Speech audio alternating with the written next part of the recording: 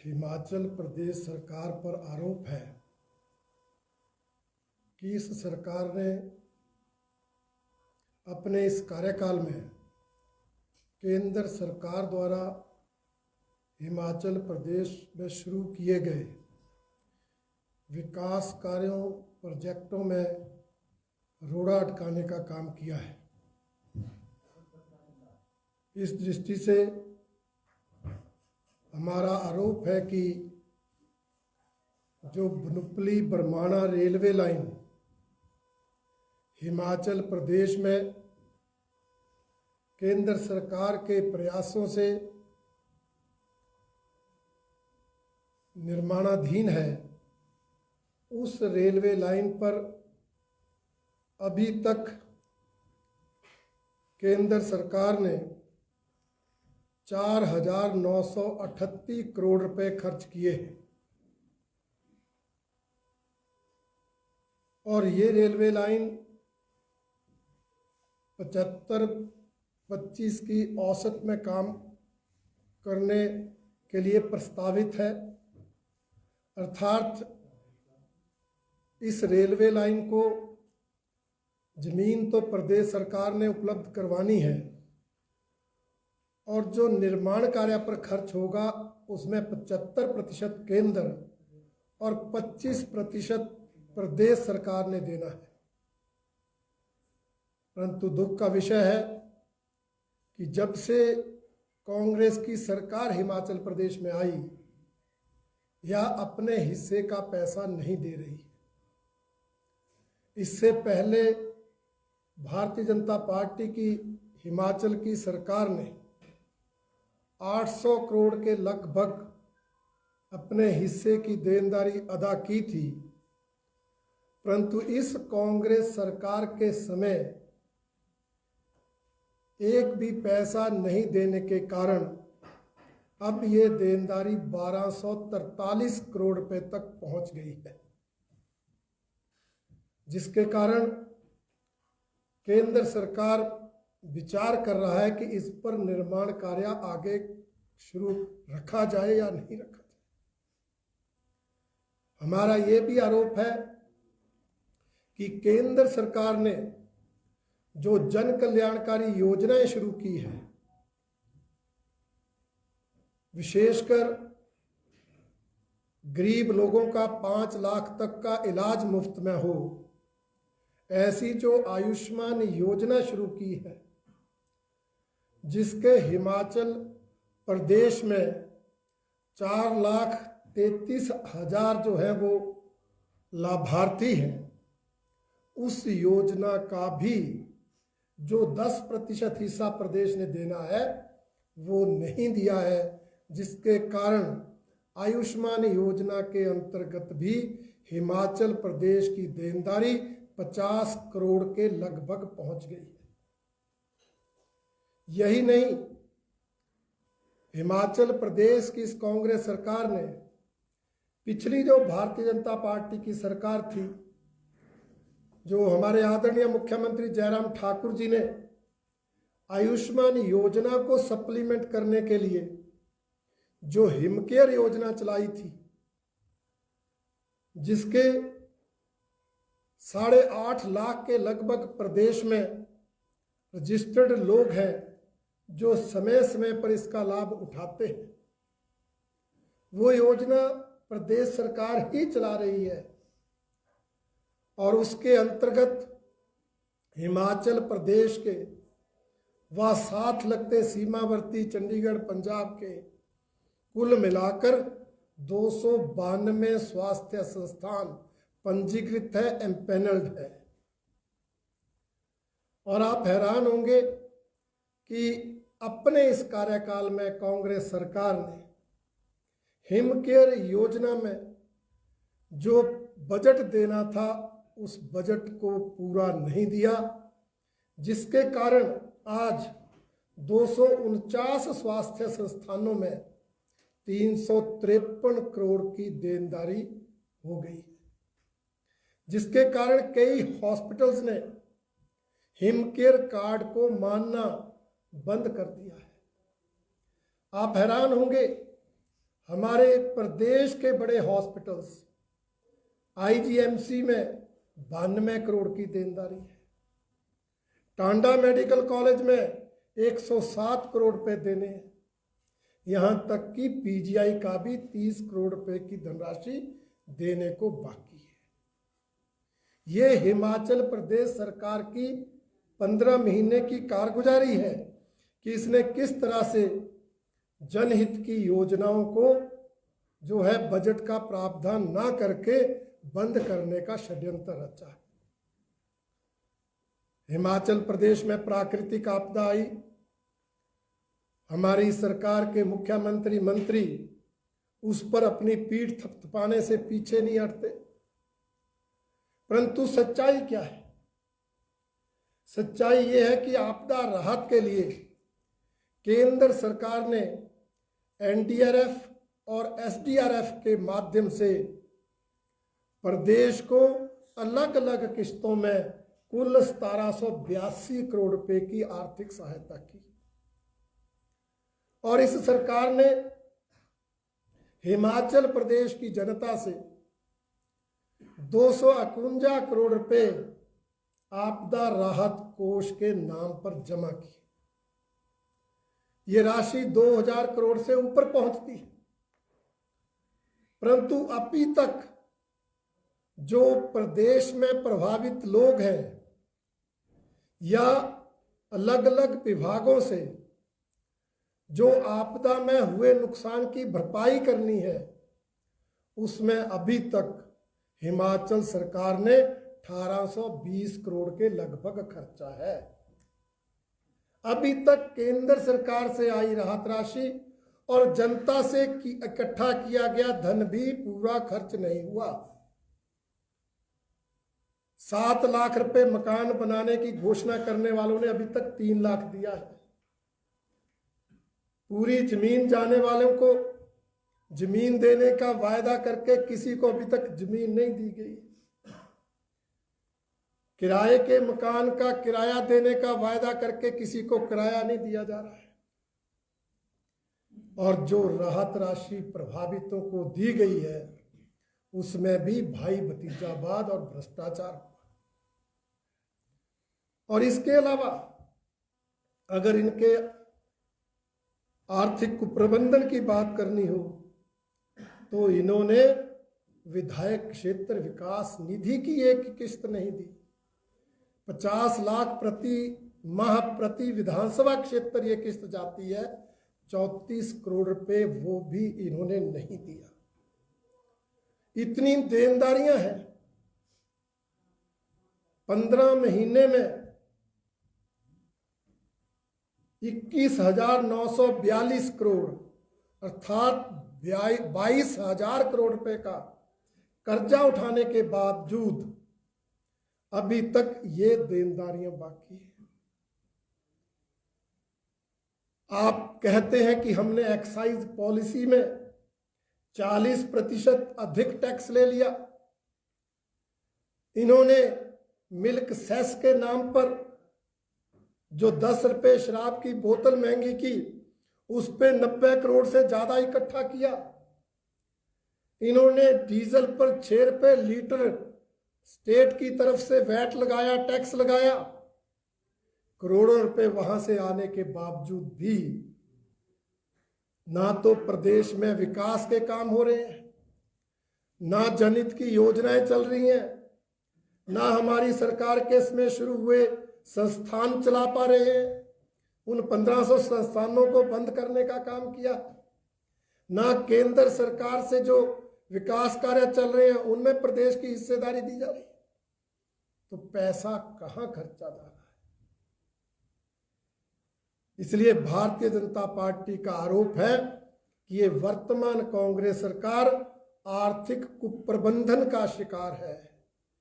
इस सरकार के समय भारी फाइनेंशियल मिसमैनेजमेंट हो रही है, जिसके कारण आम आदमी को कोई लाभ नहीं मिल रहा, विकास के काम तक नहीं हो रहे, बल्कि सत्ता में बैठे लोग मौज मस्ती कर रहे हैं। अपने मित्रों को, दोस्तों को चेयरमैन, वाइस चेयरमैन बनाकर कैबिनेट रैंक देकर करोड़ों रुपए लुटाए जा रहे हैं। मंत्रियों की कोठियों की रिपेयरों पर, मरम्मत पर करोड़ों रुपए खर्च हो रहे हैं, विदेशी भ्रमण हो रहे हैं, परंतु आम आदमी की चिंता इस सरकार को कतई नहीं है, जिसके प्रमाण हमारे इन आंकड़ों से मिलते हैं कि 22,000 करोड़ का कर्जा लेने के बाद, 90 करोड़ मिल्क सेस में लेने के बाद और 40% एक्साइज इंक्रीज होने के बाद और 6 रुपये डीजल प्रति लीटर सेस या टैक्स वैट लगाने के बाद भी ये हालत प्रदेश की है। और आप आर्थिक कुप्रबंधन का एक और उदाहरण देखिए कि पिछले दिनों खबर आई कि इस सरकार के पिछले वित्तीय वर्ष में, पहला और एक ही वित्तीय वर्ष, उस दौरान 1200 करोड़ रुपए अलग अलग विभागों से सरेंडर हुए, वापस आए, वो खर्च नहीं हुए।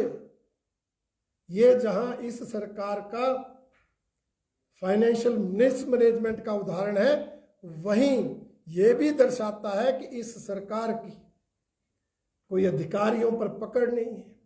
विभागीय अधिकारियों की सुस्ती के कारण, उनकी लापरवाही के कारण 1200 करोड़ वापस चले गए। अब वो देनदारियां तो देनी है, इसलिए वो नए फाइनेंशियल ईयर से जाएंगी। इसलिए हमारा आरोप है कि इस सरकार ने इन 15 महीनों में ही हिमाचल प्रदेश को, जिसको कहते हैं आर्थिक दृष्टि से इतना निम्न स्तर पर ला दिया है कि एक मैस क्रिएट पूरे प्रदेश में आर्थिक दृष्टि से हो गया है। और ऐसी स्थिति में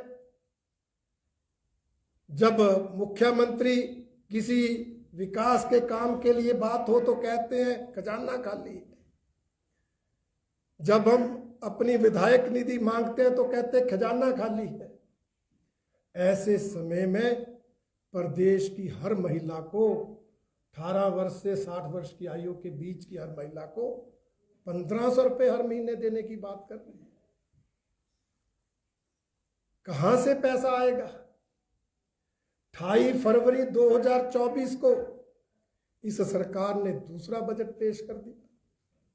ना पहले बजट में महिला सम्मान निधि की चर्चा थी, ना दूसरे बजट में एक भी पैसे के बजट का प्रावधान इस योजना के लिए है। उसके बावजूद कह रहे हैं कि हम 1500 रुपये हर महीने देंगे। आचार संहिता की धज्जियां उड़ाकर फॉर्म भरवाए जा रहे हैं, सिर्फ महिलाओं को गुमराह कर कर उनके वोट लेने के लिए। पैसा तो जब जो देनदारियां हैं वही नहीं दी जा रही, तो 1500 रुपये हर महीने हर महिला को कहां से देंगे? मैं पूछना चाहता हूं माननीय मुख्यमंत्री जी से कि वो ये तो स्पष्ट करें कि ये जो 1500 महीने हर महिला को देना है, जिस पर कभी कोई कहता है 887 करोड़ रुपए साल का लगेगा, कभी कोई कहता है 18,000 करोड़ रुपए साल का लगेगा, कोई कहता है 887 करोड़ रुपए हर महीने लगेगा। परंतु इतना धन आएगा कहां से? जब बजट का प्रावधान नहीं है तो आप पैसा कहां से देंगे? जरा ये तो स्पष्ट करें। बार बार पूछने पर इसका उत्तर नहीं आ रहा है, परंतु फॉर्म भरवाने पर जोर दिया जा रहा है। जो अधिकारी कर्मचारी चुनावी आचार संहिता के कारण फॉर्म भरवाने से मना भी कर रहे हैं, उन्हें डराया जा रहा, धमकाया जा रहा है। हमें इससे कोई आपत्ति नहीं है, परंतु हम पूछना ये चाहते हैं कि आपके पास बजट का प्रावधान कहां है? आपने जो 28 फरवरी 2024 को बजट पेश किया, उसमें इस योजना के लिए कितने बजट का प्रावधान है, कितना बजट रखा? परंतु इस पर सरकार की चुप्पी ये दर्शाती है कि ये सरकार पिछले विधानसभा चुनाव की तरह हिमाचल की जनता को गुमराह करना चाहती है। जैसे इन्होंने पिछले विधानसभा चुनाव के दौरान हर महिला को 1500 रुपये महीने देने के नाम पर गुमराह किया। बेरोजगार को हर साल 1 लाख सरकारी नौकरी देने का वायदा करके गारंटी देकर युवाओं को धोखा देने का काम किया। जैसे इन्होंने 100 रुपये प्रति लीटर दूध खरीदकर किसानों को ठगने का काम किया, जैसे इन्होंने 2 रुपये किलो गोबर खरीदने की गारंटी देकर हमारे पशुपालकों को धोखा दिया, जैसे इन्होंने फलों का मूल्य निर्धारित करने में बागवानों की भूमिका को लेकर जो गारंटी दी उसमें बागवानों को ठगा, और 300 यूनिट मुफ्त बिजली के नाम पर हिमाचल की भोली भाली जनता को ठगा। उसी तरह इस चुनाव में फिर से हमारे प्रदेश की मातृशक्ति को गुमराह करने का, भ्रमित करने का काम ये सरकार कर रही है। परंतु मैं कहना चाहता हूं कि आंकड़े गवाह है, ये सरकार किसी सूरत में भी ये सम्मान निधि योजना को लागू नहीं कर पाएगी।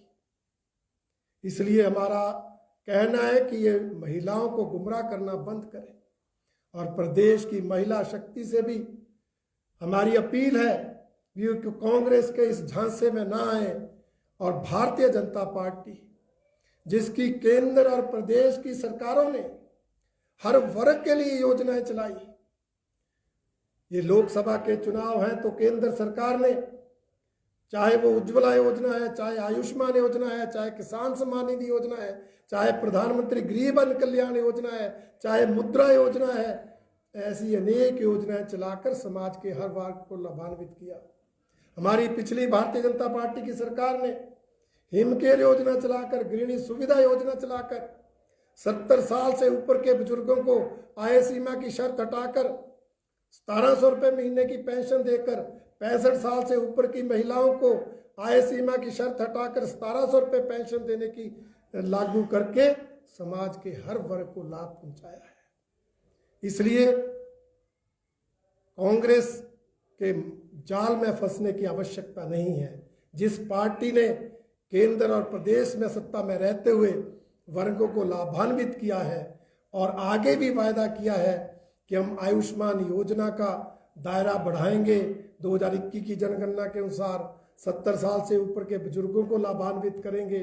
हम इस आगे 3 करोड़ और प्रधानमंत्री आवास योजना के अंतर्गत पक्के घर बनाएंगे। हम मुद्रा योजना की सीमा को 20 लाख तक बढ़ा देंगे। ऐसे जनहित के काम करने वाले भारतीय जनता पार्टी को वोट दें, ताकि हिमाचल प्रदेश से हम 4 लोकसभा सीटें भी जीतें, और जो होने वाले हिमाचल प्रदेश विधानसभा के उपचुनाव हैं उनमें भी भारतीय जनता पार्टी जीते। ये अपील मैं आज की प्रेस वार्ता के माध्यम से हिमाचल की जनता से करना चाहता हूँ। कांग्रेस पार्टी ने बाकी 25 लोकसभा सीटों के लिए प्रत्याशी घोषित कर दिए हैं। खासकर कांगड़ा से समूह को प्रत्याशी बनाया, कितना कड़ा मुकाबला मानते हैं? देखिए, हमारी पार्टी तो हर चुनाव को गंभीरता से लेती है। प्रत्याशी कौन है, दूसरी तरफ से कौन नहीं है, इसकी हम चिंता नहीं करते। इसलिए हमने तो शुरू में ही प्रत्याशी तय किए, दूसरी तरफ के प्रत्याशी देखे नहीं, उनका इंतजार नहीं किया। परंतु जो प्रश्न आपने पूछा कि कांगड़ा के उम्मीदवार की जो बात आपने की है, उससे ये तो साबित हो गया कि कांग्रेस पार्टी के पास कांगड़ा संसदीय क्षेत्र से कोई ऐसा नेता नहीं था जो हमारे उम्मीदवार का मुकाबला कर सके। इसलिए उनको शिमला में रहने वाले, अब तो दिल्ली में सेटल्ड हैं, अपने पुराने नेता जो कई बार केंद्र में मंत्री रहे, उनको मजबूरन कांगड़ा से उतारना पड़ा है। मैं समझता हूं वो मजबूरी में चुनाव लड़ रहे हैं। जिंदगी भर तो उन्होंने सिर्फ एक चुनाव लड़ा, वो जीते नहीं। उसके बाद उन्होंने ना तो विधानसभा ना तो लोकसभा का कोई चुनाव लड़ा, और इस समय उनकी स्थिति पार्टी में क्या चल रही थी ये भी हम सब जानते हैं। इसलिए उस स्थिति में हो सकता मजबूरी में वो चुनाव लड़ रहे हों, तो वो मजबूर प्रत्याशी हैं। हमारे डॉक्टर राजीव भारद्वाज वर्षों से पार्टी का काम कर रहे, जनता के लिए सेवा कर रहे हैं, वो मजबूत प्रत्याशी हैं। इसलिए उस सीट पर हमारे प्रत्याशी भारी मार्जिन से जीतेंगे। सर, आपने 1500 से योजना की बात की। भाजपा जब सत्ता में आएगी, क्या इस योजना के लिए बजट का प्रावधान करेगी या इस योजना को बंद करेगी? देखिए, भारतीय जनता पार्टी का अपना एजेंडा है और भारतीय जनता पार्टी सरकार में आएगी तो निश्चित रूप से विचार करेगी इस योजना को चलाना है या नहीं चलाना है, परंतु जो हमारा अपना एजेंडा है, जो हमारे अपने वायदे हैं, उनको हम निश्चित रूप से लागू करेंगे। रणधीर जी, जो भी राजनीतिक दल है वो गारंटी पे गारंटी दे रहे हैं, वो चाहे भाजपा है, चाहे कांग्रेस है, चाहे आम आदमी पार्टी। सत्ता में आने के बाद आम जनता ठगा सा महसूस करती है, कोई गारंटी पूरी नहीं होती। आपको लगता है कि ये समय आ गया है कि जो गारंटियां दी जा रही हैं उसके लिए जवाबदेही भी तय है? निश्चित रूप से जवाबदेही तय होनी चाहिए और मैं बड़े गर्व के साथ कहना चाहता हूं कि भारतीय जनता पार्टी ने जो वायदे चुनाव में किए, चाहे वो लोकसभा चुनाव की बात हो, चाहे विधानसभा चुनाव की बात हो, वो हर वायदे को हमने पूरा किया। कई काम तो ऐसे भी किए जिनका हमने वायदा ही नहीं किया था। हमने केंद्र सरकार में आने पर मुफ्त इलाज की बात की थी तो आयुष्मान योजना चलाई, मुफ्त गैस कनेक्शन की बात की तो उज्ज्वला योजना चलाई। हमने किसान सम्मान निधि का वायदा नहीं किया था, परंतु हमने 6,000 रुपये हर किसान को देने वाली किसान सम्मान निधि योजना चलाई। हमने 5 किलो अनाज हर गरीब को मुफ्त देने का वायदा नहीं किया था, परंतु कोरोना काल में 5 किलो अनाज हर व्यक्ति को हर महीने मुफ्त देने वाली प्रधानमंत्री गरीब अन्न कल्याण योजना शुरू की। कोरोना चला गया, योजना आज भी चल रही है और अगले 5 साल चलाने का संकल्प भी हमारी पार्टी ने लिया है। इसलिए हमारी पार्टी जो वायदे करती है उनको पूरा करती है, चाहे प्रदेश है, चाहे देश है, चाहे विधानसभा है, चाहे लोकसभा है। इसलिए जनता को हमारी गारंटियों पर विश्वास है और जहां तक देश की बात है तो जनता को आदरणीय प्रधानमंत्री नरेंद्र मोदी जी की गारंटी पर पूरा विश्वास है। 24 कैरेट गारंटी मानी जाती है और मोदी जी की गारंटी हर गारंटी को पूरा करने की गारंटी है। इसलिए जनता हमारी गारंटियों पर विश्वास करती है। कांग्रेस ने जो वायदे किए कभी पूरे नहीं किए। प्रदेश सरकार का उदाहरण आपके पास, जो 10 गारंटियां दी अभी पूरी तरह लागू नहीं हुई। इसलिए जनता का विश्वास कांग्रेस की गारंटियों से उठा है और भारतीय जनता पार्टी की गारंटियों पर विश्वास बढ़ा है।